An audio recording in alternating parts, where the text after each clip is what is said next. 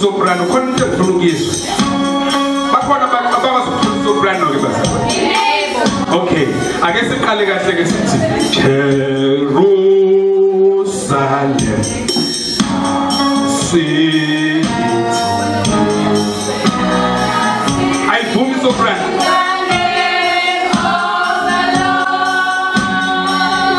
Oh Jerusalem.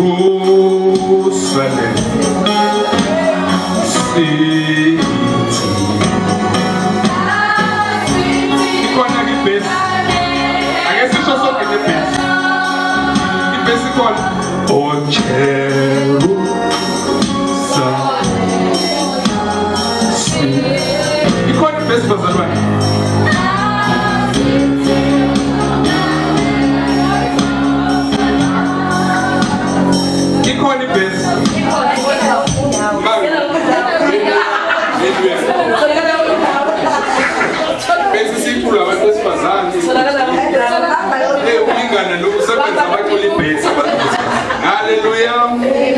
So sithanda ukubingelela kubaphathi bale ekhaya leadership sohlabisa sibingelele uPopi sibingelele uSamgay, those are the leaders. Usamgay kwakuyama ukhona kodwa bazalwane. We leader ehlala emuva nje bazalwane. Fangabe nemtatamisa manje nimletha phambili. Ayikwazi leader ukuhlala emuva noma kwenza ukuthi ufike late nembanisha. Glory to Jesus. Hallelujah. So leader ayikwazi ukuhlala emuva abasemvuzane nje abaphatheki kahle uma ehlele emuva le umholi wabo sibingelela uma wethu bazalwane umama uHlengo our lady bishop. Amen. Amen. Hallelujah. Amen. Ake nimbingelele nithi nje hello mama bishop. Asisakwazi. Glory to Jesus. Hallelujah. Kamngapha ke sibuze kanjani. Hallelujah. Sibingelele kuzo zonke incebo zikaNkulunkulu ekhona abantu abasha omama abakhona phakathi kwethu kube insizwa Sunday school abancane. Amen. Hallelujah. Amen. Sibingelele nakuma worshipers egameni lenkosi uJesu bese sasikhonze kamnandi inkonzo ye worship. Umnandi bazalwa ukuhlala kuNkulunkulu simkhonze khoneni bakhe. Hallelujah. Namhlanje bazalwa sithe ake sikhonze kamnandi sikhanyisile kumnandi kubuhle kunjeya ngoba kwakumnyama last week kwakumnyama kakhulu but siyambonga nje uNkulunkulu ukuthi this time siyakubuya siyayiphuma sesinama yinletha ama ring light manje esontweni. Amen. Hallelujah. So sibonga uNkulunkulu ngomama wethu akusimina abazalwane kepha uNkulunkulu uthinte ubeke kuye improve kwebandla kakhulu ey'ntweni ey'ningi. Improve kwebandla kakhulu ey'ntweni ey'ningi. Siyabonga kakhulu nakedekho nje abazali besifakela konke lokho kwaba initiative yakhe ukuthi kube njalo sihlale njalo siba singakhonzeli nje kepha sikhonzele endaweni ephilayo. Sibingelela abaqala ukuba nathi namhlanje bakhona abaqala ukuba la kule ndawo namhlanje bazalwane. Bebekhona abaphansi isandla nasosho ukuthi iza ngaphambili just to recognize ukuthi ukhona phakathi kwethu yaqala ukuba khona kule ndawo. Bebekhona ke bathi nje izandla la bekhona. Ake nibashayele bazalwane izandla ezinkulu. Our visitors. This is a home ke bazalwane kuwo wonke umuntu. Njengoba ubona nje ukuthi this is a church, a home a future. Amen. So mawula ekhaya ngeke uze uhlukunyezwe ilutho futhi makukhona olukuhlukumezayo engathi ungasho ukuthi no sekukhona olungihlukumezileke manje la ekhaya. Amen. So ke siyabonga nje uNkulunkulu ukuthi nikhona phakathi kwethu. Siyazi ukuthi beningaya emabandleni angcono kakhulu kunala nikhona namhlanje, but nakhetha ukuza kule ndawo. Ake nibashayele izandla ezinkulu bazalwane. Ngigelela ugogo wethu bazalwane kade simgcinile ukuba nathi ugogo Singane. Ake nimshayele izandla khona phakathi kwethu. Ngigelela umama uMangcobo uMakapopi naye sekusikhashana samgcina. We are blessed ma ukuthi ukhona namhlanje uphakathi kwethu nomndeni wakho. Ake nishaye izandla ezinkulu. Ngigelela umama lapha kanjalo naye sishaye izandla ezinkulu ekhona phakathi kwethu bazalwane. So siyabonga uNkulunkulu ngani abantu abadala bekhona phakathi kwethu. Kwesinye isikhathi emabandleni ufice kuze ingane zodwa ungekho umuntu omdala. Fanele ube worried uma ungababona abantu asebethe ukuba badala. Ungenzeka ukuthi loyo umdlalo nje kudlala isonto. But uma sibona nina nisinikeza into enhle, nisinikeza leyanto nesithunzi nje mekuthiwa ngeke umuntu abone ukuthi akuwona umdlalo oyingane sidlala isonto. Amen. Hallelujah. Sizoya nje bazalwane ezweni sifunde lapha encwadini kaLuke chapter 10. Luke chapter 10. So bheka lapha ku verse 38.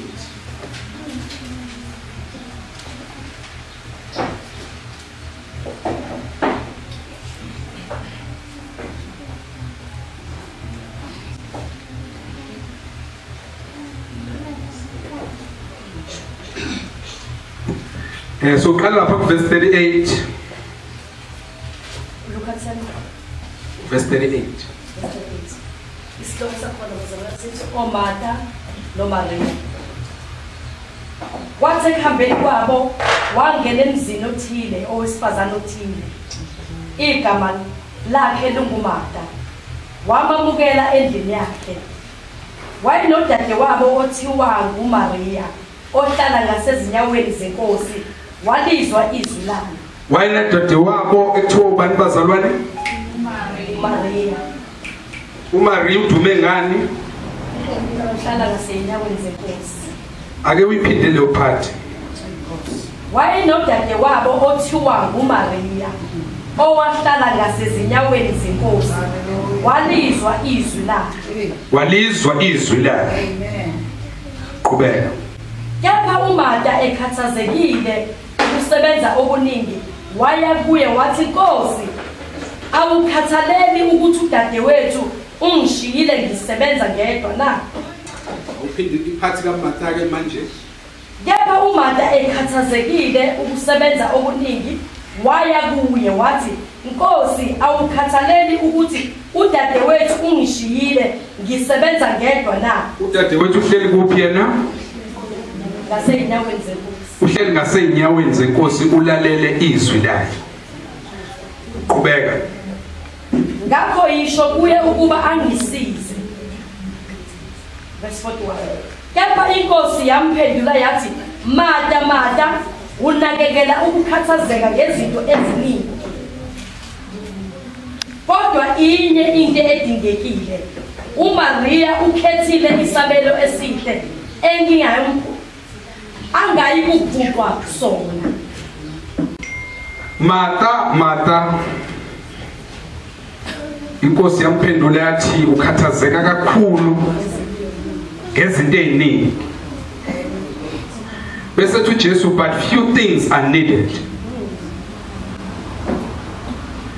Zikhona izinto ezama-wants. Nake nayifunda leyo nto kwa accounting noma kwa economics la khulunywa ngama-wants nama-needs, angisakhumbuli kwakudala kakhulu. Natural science kodwa ngaleso sikhathi yayingekho leyo nto, ngiyazi ukuthi konje kwakuyini, kodwa kwakunama-wants kunama-needs. Uthi uJesu lana uthi uJesu but few things are needed, for indeed only one. Mary has chosen what is better, and it will not be taken away from her. Mary has chosen what is better, and it will not be taken away from her. uMaria ukhethe lokhu okungcono futhi okungeke uzekuthatha umuntu kuye. Ngiyangizwa bazalwane. Amen. Osisilana, I think uMartha kwakusomdala kaMary, but babe ne character engafani njengoba emakhaya singafani. So mawubheka laphana une argument between them. uJesu ufika kubo kaMartha noma emzini la kwahlala khona uMartha. I think kwakuyikubo mhlambe umuzi wawusele nabo kuyena uMartha kuMary bese kuba nomfowabo uLazarus. Amen. So uMartha bazalwane, uMartha kwakuyintombazane eyikhuthele. Yabona mase kuthiwa yayiphila ngesikhathi mhlambe umuntu wayengagcine ikhethele ukuthi ayishadele ukuthi ikhuthele, kodwa ikhuthele ngezinto engenasidingo. Niyayizwa lo nto bazalwane? Lokho angikusho ngoba I'm trying to downgrade Martha, but angikusho ngoba uJesu ilokho akushoyo uma eseqhathanisa ukwenza kwabo noma eqhathanisa indlela abaresponda ngayo uma uJesu ekhona. Hallelujah. Amen. So lana bazalwane, uMartha, I think lento nawe wongayenza umzalwane. Ayikithi nje kufika uJesu namhlanje kwakho kurre ukuthi ungahlala phansi ungenze lutho. Hallelujah. Avela ufike nje laphana ekhaya kuthiwa nangu uJesu nabafundi bakhe sebefikile. I think abazalwane abaningi bangaba tempted ukuthi behle benyuka belungisela uJesu something to eat, because they think that is what important to uJesu noma ilokhu uJesu akudingayo. Niyangizwa bazalwane? Amen. Kungaphuma nezitshe engakaze zisebenze ekhaya kuphekwe ukudla okungaze kudliwe ekhaya ngoba kufike inkosi. Niyangizwa bazalwane? Amen. Futhi ke umuntu onjengoJesu bazalwane, ngendlela ayidume ngayo nendlela ayaziwa ngayo, kwakunezinto ezinkulu ayisezenzile before. Niyangizwa bazalwane? uJesu was so famous ka-Israel, everyone wayekhuluma ngayo. Now sekufika isikhathi la khona ezovakasha kulo muzi. Amen. Hallelujah. Amen. Sekufika isikhathi manje la khona evakashela lomndeni. Kulomndeni wayenomngane, umngane wakhe kwakuLazarus, babezwana baba ama-buddies. Uma befika lana uJesu behleli nabafundi bakhe, sekubonakala le ntombazane yakubo omncane uMary. uMary mawulandela ihistory yakhe bazalwane, wayengesiyo umuntu onehistory. Yabona amantombazane aficwe isimo sokuhlangana noNkulunkulu okuningi sokonakele ngawo. Hallelujah. Amen. Aficwe isimo sokuhlangana nomusa kaNkulunkulu engenayo ngisho into angayigqaja ngayo ngepast yakhe. Amaziswa kumdala wenja, but mawulandela uMary was someone else obekade aziwa even in the community, but kwenzeka abazalwane wahlangana noJesu. Yangizwa bazalwane? Amen. Wahlangana noNkosi, but sithola something eyenziwa uMary kuthiwa njalo la kwakukhona khona uJesu. uMary methu uJesu uhleli la ekhoneni, uMary wayengayishiya zonke izihlalo afika yohlala enyaweni zikaJesu. Ngiyangizwa bazalwane?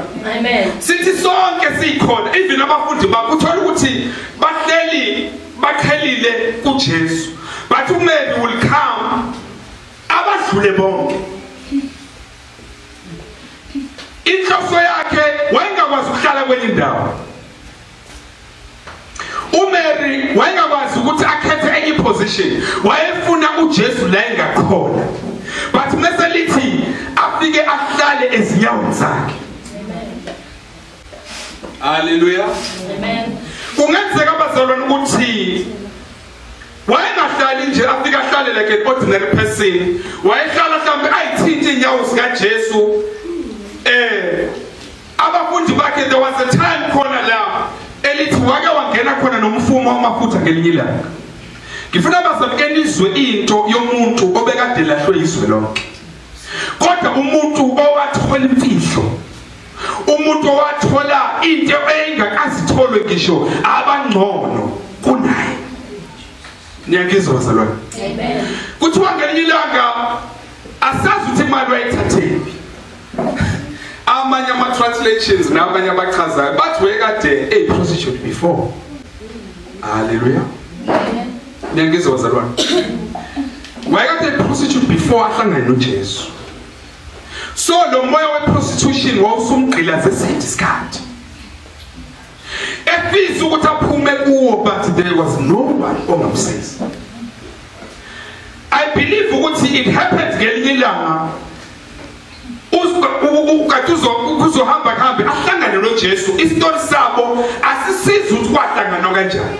But wahlangana noJesu, uJesu wamkhulula emoyeni we prostitution. Hallelujah. Amen. So now uma ibuka uJesu wayebuka uNkulunkulu. Wayengathi mebona uJesu abona indodana kaMaria. Mefika uJesu wayefuna njalo ukuhlala enyaweni zakhe. Niyangizwa bazalwane?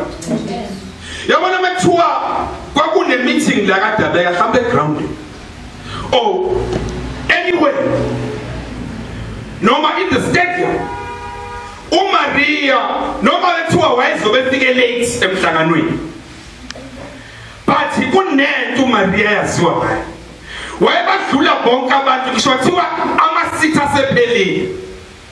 Wayehamba yena ayofuna indawo esenyaweni zenkosi. Nginesho ukuthi asingeke isihlalo enyaweni zenkosi. Afika hlale khona abeselela uJesu uyakhuluma. uMary uhleli la ngaphansi kwakhe.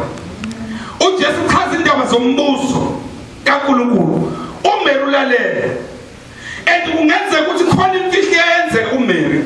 uMary uma ehleli ngaphansi kweenyawo zenkosi noma ehlele enyaweni zenkosi, i-atmosphere noma impilo yakhe was transformed.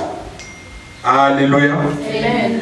Abantu bangeke understand ukuthi why, but uMary khona lento ayithola enyaweni zenkosi. Nangu kusisi wakhe ongakaze ahlangane nenkosi noma ongena interaction with Christ. Ubusy. Ngiyawazi amantombazane abusy bazalwane. And uyapheka ngala, usula izitsha ngala, uyashanela ngala. Khona uJesu lendlela. Can you imagine ukuthi lento iswakala kanjani? Khona uJesu uhleli nabafundi baxoxa and bakhuluma ngendaba zombuso. And uMary akasiniki isikhathi sokuhlala nenkosi phela. Ubusy nangayo yonke into abusy ngayo in the house. And uJesu uyakunothisa lo. Ngoba sathi uJesu ekhuluma, uyabona uMary lo uMatha edlule emaphassenger, nangu usethwele ini, uyoyibeka kwelinye ikamera, uyabuya uJesu uyayibuka yonke lento, but ufuna ukubona isiphetho sakhe. Nakuke manje usebona usisi wakhe uMatha uhlele enyaweni uyacomplaina Jesu, ngicela ukuthi ukhulume nosisi wami. Sisi wami angithandi lento ayenzayo. Hallelujah. Niyangizwa bazalwane? Ukhuluma nobani? Ukhuluma nesithando sikaJesu. Sihlele enyaweni zakhe. Angithandi lento ayenzayo. Ngiyanothisa njalo uma ukade ukhona la Nkosi uMary akenzi lutho. uMary into ayaziyo ukuhlala nje akhamisa kubuke. Hallelujah. Sengisho wena buzo ibeka kanjani? Hallelujah. Uyazazi ukuthi uyathanda ukukhuluma. Amen. Hlala nje akhuthula amehlo. Glory to Jesus. Uyazi ukuthi wangaphendula uMary. Hallelujah. Waphendula uJesu. Wathi uyazi seloke ngijwayele ukufika la ekhaya, ngiyanothisa wena ukuthi you are always busy. Ngiyanothisa ukuthi wena uhlala ukhathazeka ngezinto engenamsebenzi walutho. Umhluphelani uMaria? Hallelujah. Amen. ngoba uMaria lento ayenzayo wenza into engcono kunaleya. Futhi lento ayenzayo uSijesu sekhuluma amazwi bazalwane. Usethi lokhu akwenzayo will not be taken away from her. Hallelujah. Niyangizwa bazalwane. Uthi Jesu, but few things are needed, or indeed only one. Mary has chosen what is better, and it will not be taken away from her. It will not be taken away from her. Njengoba abazalwane singabazalwane asifani, la phakathi kwethu khona uMatha. La phakathi kwethu kukhona oMatha. Omatha abantu abanjani bazalwane? Yilabo abantu abahlale bebusy noba bethiwa izinto ababusy ngazo sibukeka zi-right emehlweni abo, kodwa kuNkulunkulu azikho right. kuNkulunkulu azikho important. Bese kuba khona labantu ababizwa ngoMary. Asifani. OMary yilabo abantu abangasikhathazi ngalutho lunye ngaphandle kokuhlala enyaweni zikaNkulunkulu. Uthi uJesu lokho akukhethile angeke kwathatha umuntu kuye. Hallelujah. Amen. Abanye oMatha abazalwane yazi ukuthi babhizi nani njengoba sikhonza nje. Babhizi namatoho. Noba bekuthiwa kuyona ishift yakhe ngenxa ukuthi nemali uMatha uzoya emsebenzini ukuze athole more money. Abesethu Jesu kodwa lo ukhethe into engeke izithathwe away from him. Hallelujah. Amen. Niyangizwa bazalwane? Amen. Abanye oMatha babhizi nabo husband. Kubuye umyeni wami bazalwane angeke ngikwazi ukuhlala enyaweni. Glory to Jesus. Abanye oMatha babhizi nezingane zabo. Kodwa uthi uJesu lana lo ukhethe into enhle engeke yathathwa kuye. Okusho ukuthi yonke lento obhizi nayo namhlanje kungenzeka ukuthi wena lento uyitshela ukuthi into epermanent. Hallelujah. Amen. Niyangizwa bazalwane? Amen. Kungenzeka ukuthi lento oyibambisise kangaka uyitshela ukuthi yinto engeke yathathwa kuwe. Abanye babhizi nabazali baba abagulayo abalele embhedeni.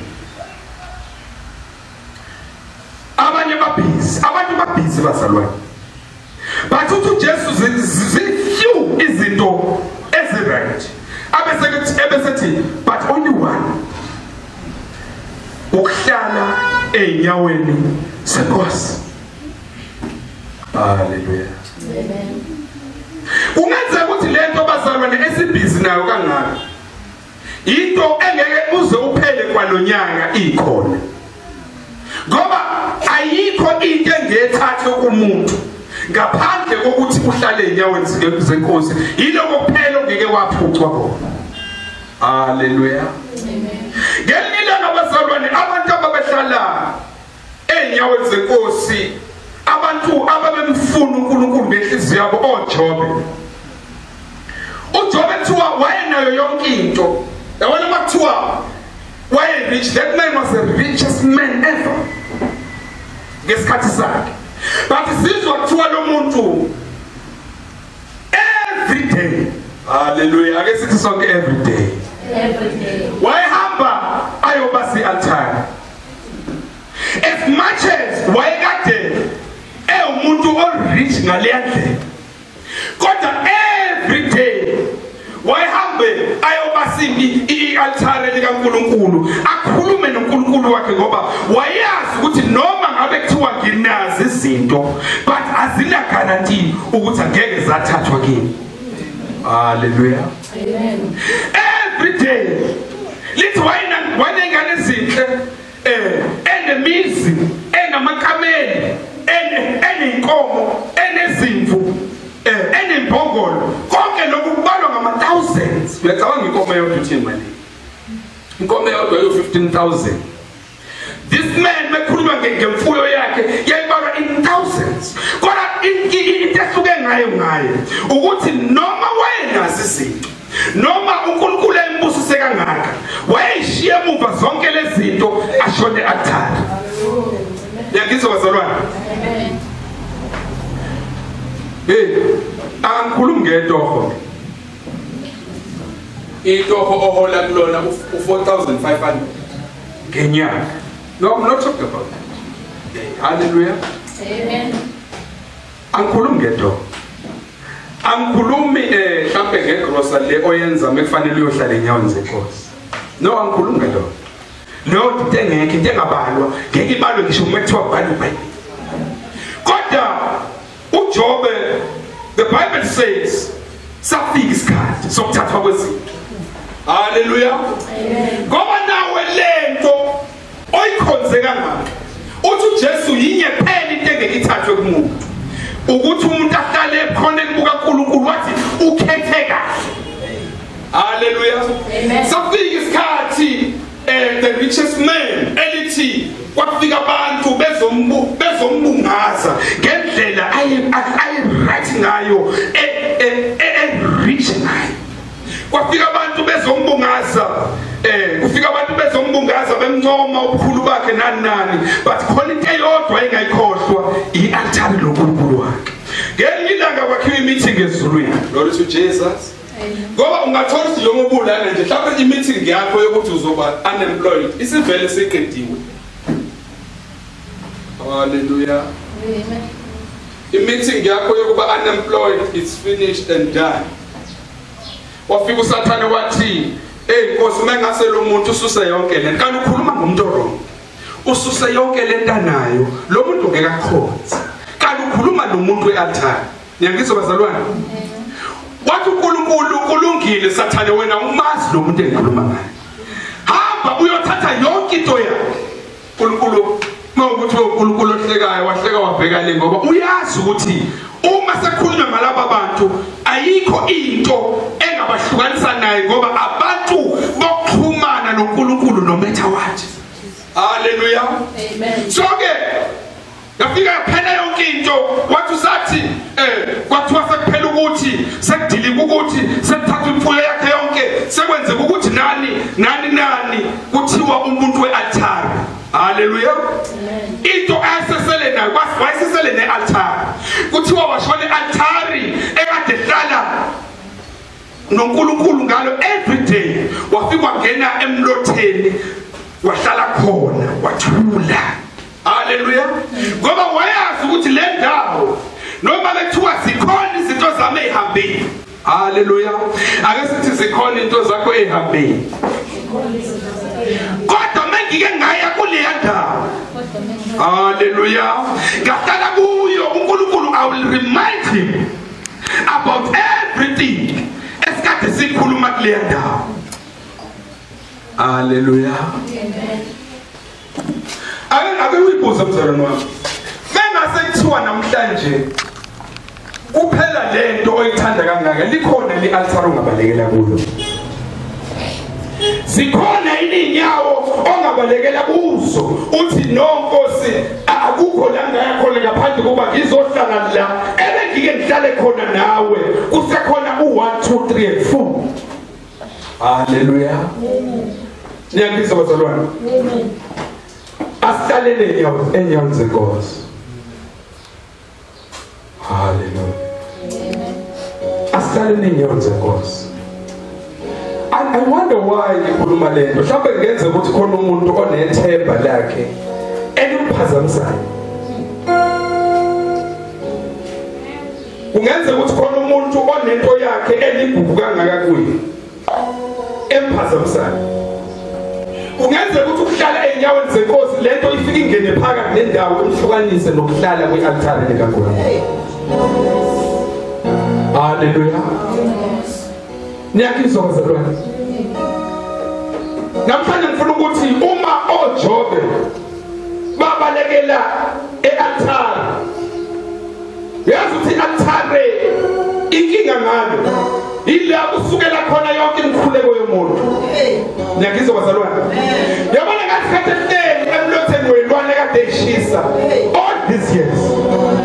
Wakade mnyuka umusi ubheke ezulwini. Hallelujah. Ngiyakizwa bazalwane. Esehleli kuleyo ndawo imkhuleko yakhe yaqala umkhulumela ngoNkulunkulu. Ungenzeka ukuthi lento bhisi kangaka likhona indawo oyobalekela kuyo. Hallelujah. Ukhona umuntu owazi ukuthi kuzokwenzekani kuye kusasa. Sikhona indawo la khona ongaphephela kuyo. Lithi wathi sekuzwe konke lokho wazwakala umuntu ohlala enyaweni umuntu we-altare esethi uNkulunkulu phile. Ngiyakuzwa bazalwane. Wathi uNkulunkulu phile ukhuluma nje uhleli kwi-altare. Ekade bonke uNkulunkulu ngezinto ezinhle kade benzela zona kuze. Wathi uNkulunkulu phile. uNkulunkulu uthathile. Wathi malibonke igama lenkosi. Ukhuluma nje uhleli emlotheni we-altare. Ukuphi nawe yokuhlala khona? Hallelujah. Yabona njengoba your life i-business. Impilo yakho i-business. Ikhona indawo zobalekela. Hallelujah. Ngiyakuzwa bazalwane. Kanti kuzokwenzeka lentombazane ejwayele ukuhlala ngasey'nyaweni kaJesu. Kuthi uLazaro bakumthanda. Kungenzeka ukuthi uLazaro was a breadwinner. Hallelujah. Ubhuti wabo owayethandwa nawo uJesu angazi ukuthi ebaleka ngangolazaro. Lithi uLazaro vele wagula. Hallelujah. Ngoba khona iLazarus moment ezofika. Akekho umuntu ohamba nomhlaba engeke abe neLazarus moment yakhe. Hallelujah. Amen. The Bible says but to men uJesu engekho ngalelo langa. Kwathiwa awuNkosi lomthandayo akaphilile. Hallelujah. Kanti uJesu uyayazi yonke. Jesu wayiqhubekela neministry yakhe ngoba wayazi ukuthi kulowa muzi kukhona intombazane ehlala enyaweni. Ngiyakuzwa bazalwane. Kukhona lo mzalwane ukuthi noma lini izulu. Ngiyabaza bazalwane bewenda bazalwane. Last week besinahlangene ngishuthele nendawo. Ngoba bengibamba abantu abebekhona last week bazalwane. Bekwabantu abawahlala enyaweni. Hallelujah. Kuthiwa uJesu uyazi ngoba uNkulunkulu noma into zakho inganyakaziswa kodwa uma umuntu ohlala enyaweni uNkulunkulu akabe surprise. uNkulunkulu akashaywa yinto ngoba usiya umzalwane ordinary. Hallelujah.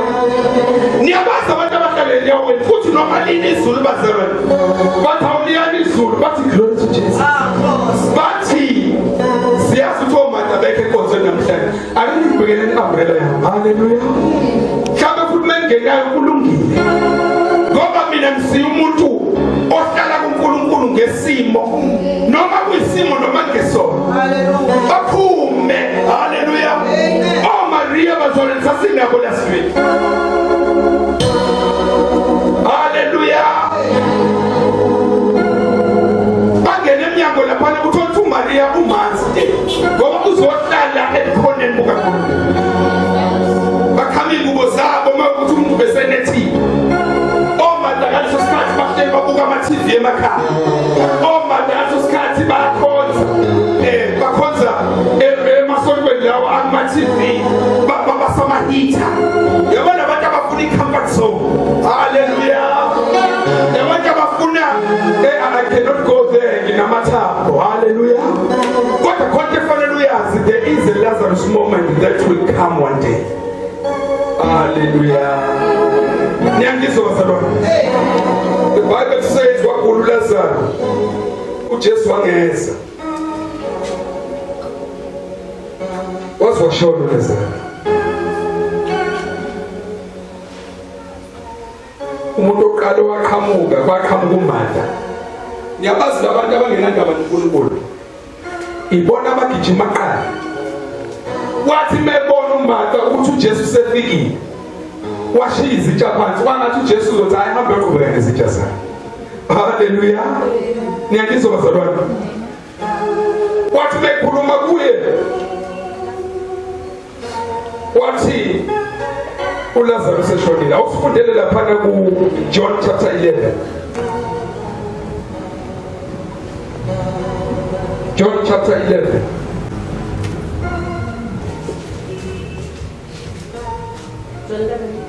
Awufunde uverse 7. Wathi ke sefika uJesu wamfumana enezinsuku ezine ethuneni. Amen. Qhubeka. iBethaniya laliseduze neJerusalema. Kungaba ngamastadium ayi-15. Abaningi kubaJuda babefikile koMatha noMaria ukubakhuza ngomndeni wabo. Ngakho uMatha esezwe ukuthi uJesu uyeza, wayebomhlangabeza, ke uMaria wahlala endlini. Yesu uthini bazalwane? Nathi ke manje ngabisi isiqale iye unfolda kuMatha noMaria bebandla. Wagijima uMatha wayesethi uMaria isikhathi sami sokuthi ngihlale ngimbuke ukuthi wenzani. But okusalayo kukhona ukuthi azobuya nalo. Ngoba imfihlo ikumi engihlale ngiyona. Lithi wagijima uMatha wamshiya uMaria endlini. Haleluya. Qhubeka. Wayesethi uMatha kuJesu, Nkosi, uma ubukhona umnewethu la engafanga. Kepha ngiyazi nakalokhu ukuthi nokuba yini ongakucela kuNkulunkulu, uNkulunkulu uzakunika khona. uJesu wathi kuye, umnewenu uzakuvuka. uMatha wathi kuye, ngiyazi ukuthi uyakuvuka ekuvukeni ngosuku. Nalokho ikholwa uJesu ukhuluma nekholwa lezitsha. Ngiyakizwa bazalwane. Ikholwa lingakaze linike isikhathi noNkulunkulu. Noma sekukhuluma uJesu sekhuluma naye akamuzi ukuthi uJesu uthini. Ngoba lento business ilento ezokwenza ukuthi even imiracle yakho ikudlulise ifikile. Uthi uMatha umfowethu sefile. uJesu yamphendula. Uthi hayi uzovuka. Ngifuna ukuthi ngikuvesele lento ukuthi iyokwenza ukuthi uluze into zakho even imiracle yakho isifikile. Uthi uJesu uthi uMatha no ngiyazi ngoba bonke labantu laba aba-business izinto they always know uNkulunkulu engiyede donomente. Uthi ngiyazi ukuthi kofika isikhathi la khona kovuka khona abafile. Ukhuluma umuntu ongena connection. Ukhuluma umuntu ongena budlelwane noNkulunkulu. Haleluya. Qhubeka. Nalowo ophila okholwa yimi asoze afa naphakade. Uyakholwa yilokhu na? Wathi kuye, yebo Nkosi, ngiyakholwa ukuthi wena unguKristu indodana kaNkulunkulu obeza kuza ezweni. Eseshiye lokho wamuka wabiza uMaria udadewabo ngasese, wathi umfundisi ukhona uyakubiza. Haleluya. Amen. Yazi ukuthi bazalwane lezi zinto esibhizi kangaka nazo. Ngelinye ilanga nizobadinga uMaria. Uyazi ukuthi yini emenza uMatha abuyele back kuMaria. Ingoba uyarealize ukuthi yonke lento aseyikhuluma irrelevant kuJesu. Amen. Kanti uyakhuluma noJesu uyamphendula nje hayi ungena uzovuka kodwa uJesu akekho serious noma. Ngoba the more ungekho serious kaNkulunkulu noma ngoNkulunkulu, and God also will not be serious with you. Even nesikhathi lapho la usudinga ngaso. Useyasuka ke manje uMatha obusiness. Ubuyela back kuMaria. Haleluya. Amen. Ubuyela back kulo muntu omasigahle ukuthi mekhuluma noJesu izinto zakhe. Usafika uyamtshela ukuthi lalela sisi wami. Lo muntu lo enyaweni zakho usefikile. Ngiyazi ukuthi nine communication engafani neyami. Ngicela ugijimile. Hallelujah. Asitaleni enyaweni zikaNkulunkulu. Asitaleni enyaweni zenkosi. No matter izinto zithi asibe busy ngani, but masingavoid to go around ngezinto engeke zasisiza ngalutho the moment ufika isikhathi sika Lazarus empilweni. Hallelujah. Amen.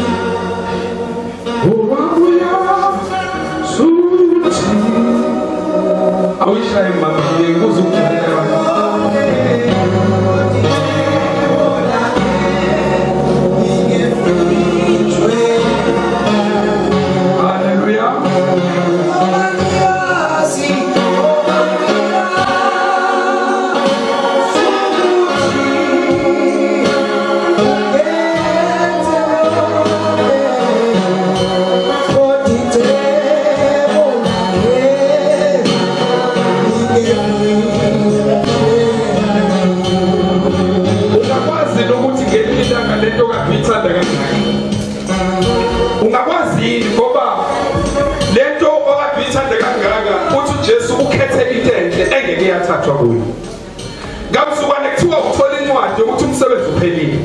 Hallelujah.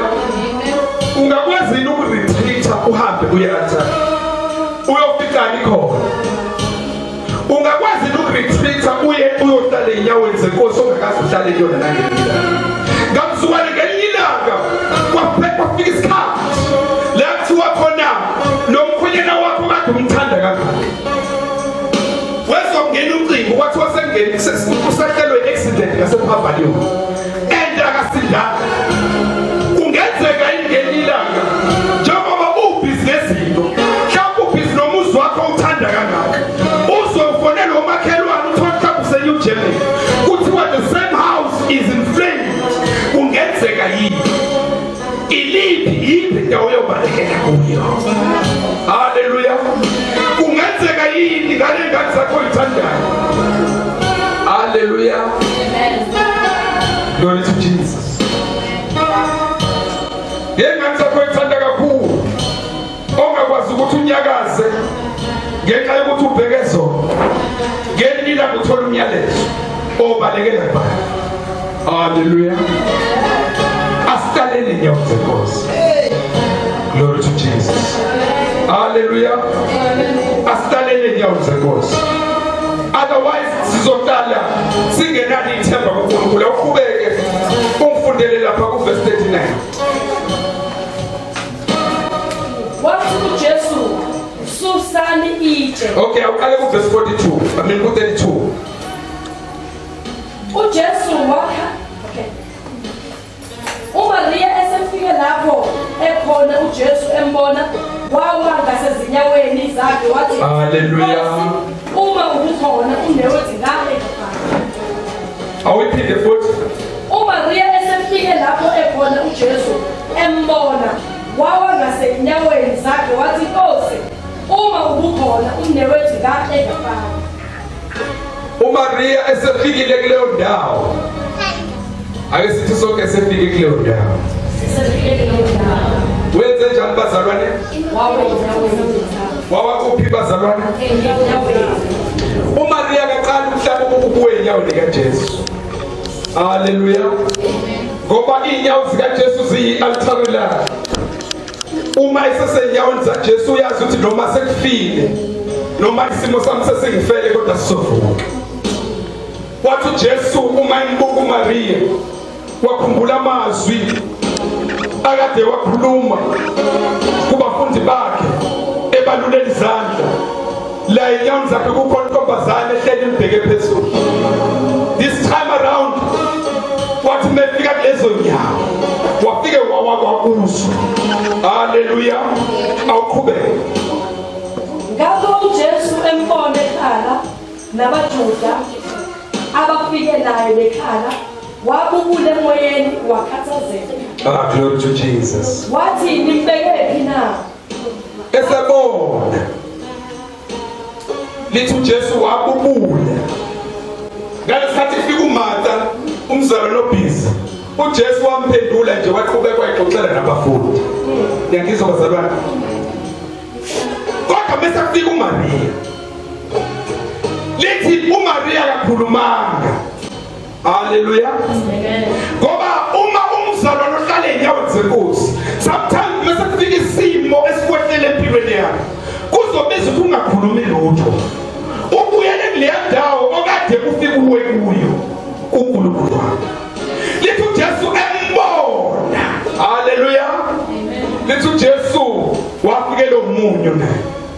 Ngoba intombazane isiyakhala ibambe inyawo kaJesu ayisho lutho. Haleluya. Lento oyenzayo kuNkulunkulu kanti uthi ngelinye ilanga mekuthiwa isimo sikaLazaro siyafika.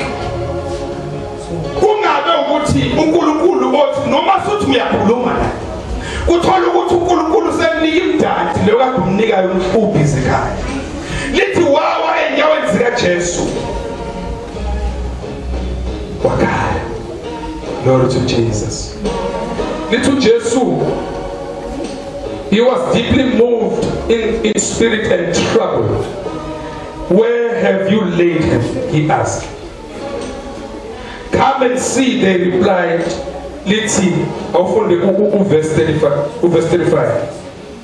uJesu wakhala izinyembezi. Hallelujah. Hallelujah. Hallelujah. Lithi uJesu wakhala izinyembezi. Uyazi ukuthi uJesu bazalwa umuvu wayini. uJesu uyazi ukuthi uLazaro uzomfisa. uJesu umuvu wentombazana. Ngiyangizwa bazalwane. uJesu umuvu wentombazana. Abese kade egcinile ukuyibona. Kodwa azi ukuthi every time efikile ihlale enyaweni zakhe. Lithi uJesu wakhala. Hallelujah. Ngiyangizwa bazalwane. uNkulunkulu akakhala yini akhalisane nawe. Hallelujah. Hallelujah. Amen. Lithi kwalethwa amathishu, kwalethwa amahandkerchief, inkosi yakhala manje ngoba izuhlungu. Hallelujah. Amen. Hallelujah. Amen. Kufike umuntu ohlala enyaweni. uNkulunkulu bazalwane meke wenza lento akujwayele uyenza. uNkulunkulu uyamuva. Hallelujah. Lithi uJesu wakhala. Akambuza into eningi ukuthi uguleni. Uqale kwenzekani? Wambuza ukuthi nibekile. Glory to Jesus. Ngale ngamuva uNkulunkulu wena. Glory to Jesus. Ningevi jweto uwangia.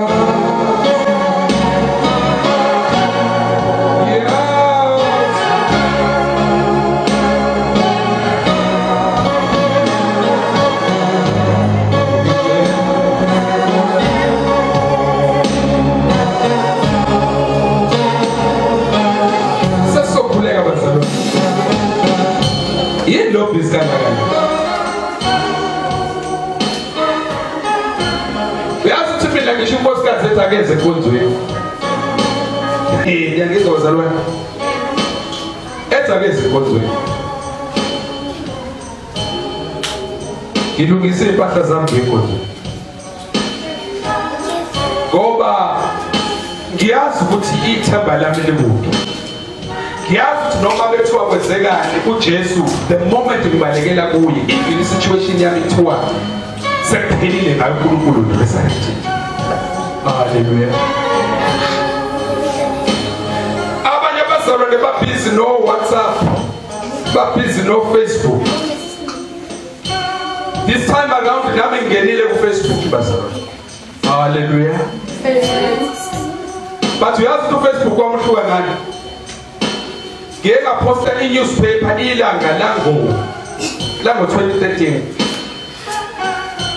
Hallelujah. We Gospel Assembly page. Ilanga lango 2013. ilanga komhla 13 February, I think. February kuya komhla 17 lapha. Ngiphosta i-situation yami. Ngoba bazalwane. Ngiphosta isikhathi kwafanele ngicommit suicide ngaso. Ngiphosta isikhathi uSathane ayethi sibulale khona. Ngaliposta. Uyazi ukuthi abantu bese begijima kulelo phepho abantu bazalwane. Ilaba ababengunge i-situation yami besibulale. Hallelujah. Ilaba ababe uJudas ngathi isikhathi bethi siyakulathela siyahamba. Iphepha libhaliwe. Ibandla laseMayville lingene kweliwe. Ngiyangizwa bazalwane. Hamba uyobheka uFacebook walela. Ibandla laseMayville lingene kwelinye ibandla. Sase sifaka ukuthi story nawe ungafika uyifundela. Glory to Jesus. Lapha abazalwane bakufanele kuvele igama lami. Kodwa uNkulunkulu engangihlale enyaweni zakhe. Wenza ukuthi noma sibhale istory kungaqhamuki igama lami. Kungaqhamuki ukuthi kwenze kwavele ngathi uthi nje ibandla kade liyikhonzela lokho. Intatheli yabhala kanjalo. Kukhulunywa ngebandla kaBishop le. Hallelujah. Kubukile bonke abazalwane.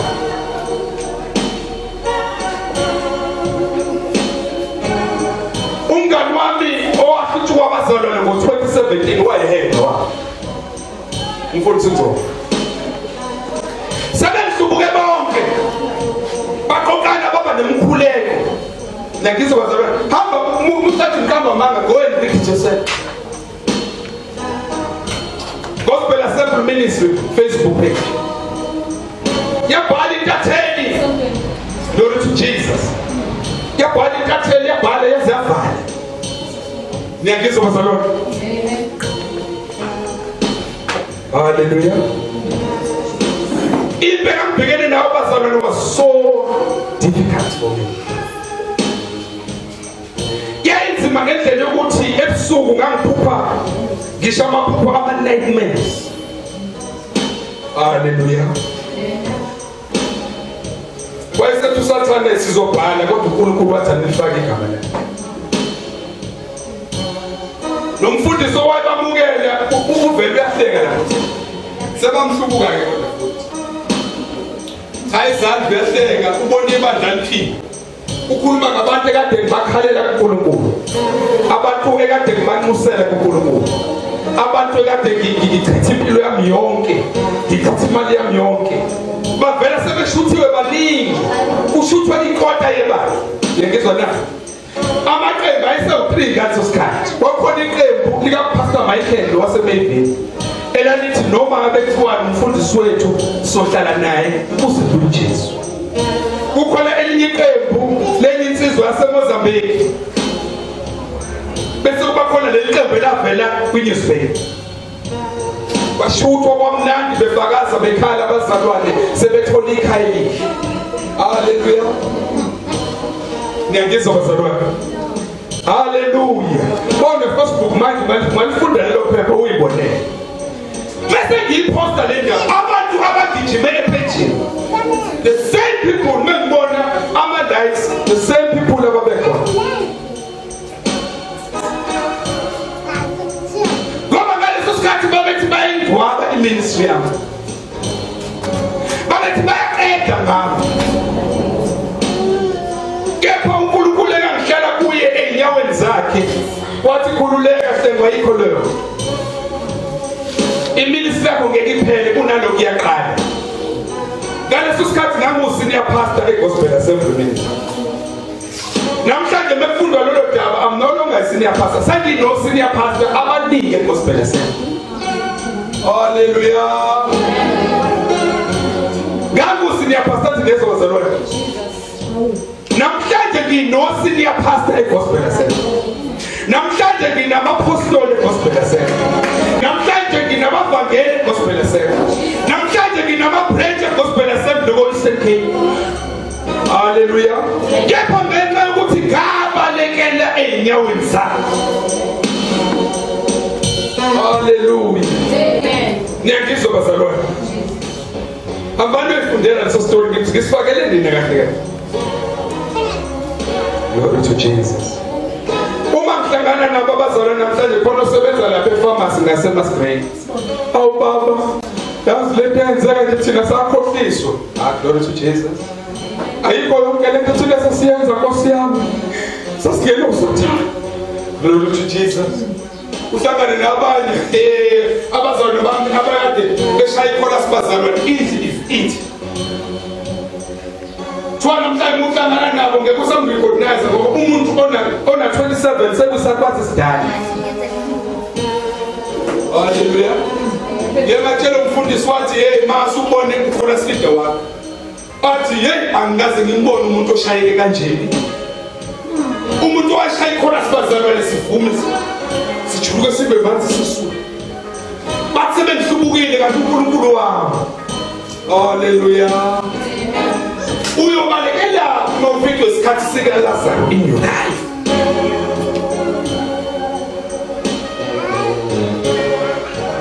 Asihlale nenyawo zenkosi. Mukhonzele uNkulunkulu isimo singavuki. Mukhonzele uNkulunkulu iweather ingavuki. Mukhonzele uNkulunkulu umndeni unqaba. Hlubuludela ukhonzele uNkulunkulu ngoba your time will come. Hallelujah. Hallelujah. Hallelujah. Asukumeni bazalwane hlubuludela. Because that time will come. That time will come. That time will come. Hallelujah. Asukumeni sonke sizokhuleka. Sithi Nkosi sipha amandla okukhumula omandla labesibaqothi. Hallelujah. Glory to Jesus. Sipha amandla ukuba siphume kulabo manje sibagqokile.